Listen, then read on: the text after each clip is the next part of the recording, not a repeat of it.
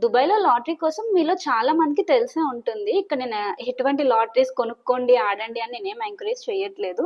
అయితే చిన్నది funny chit చాట్‌లా అయితే చేద్దాము అనుకుంటున్నాను.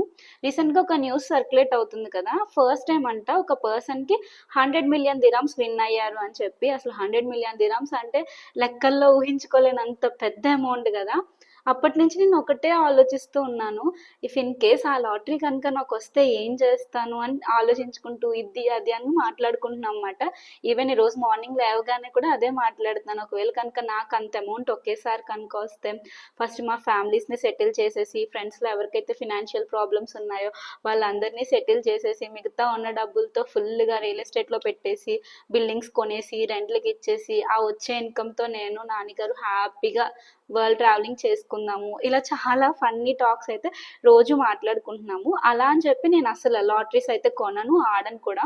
నేను ఎంకరేజ్ కూడా చెయ్యను.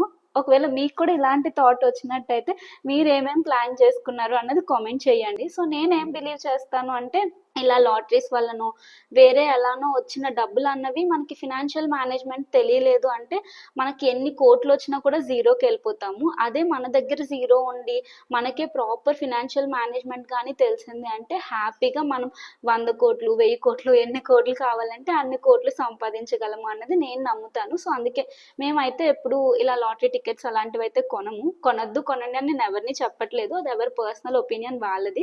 జస్ట్ నాకెందుకో 2-3 డేస్ నుంచి ఇదే ఆలోచిస్తున్నాను కదా! నాలా ఎవరైనా ఆలోచిస్తున్నారా, ఒకవేళ ఇలా వస్తే అలా అలా అని చెప్పి ఆలోచించుకుంటున్నారా అని చెప్పి జస్ట్ ఫన్నీగా పెడదాము వీడియో అని అయితే పెడుతున్నాను అంతే. మళ్ళీ మళ్ళీ చెప్తున్నాను, ఎవరిని ఎంకరేజ్ అయితే చేయట్లేదు.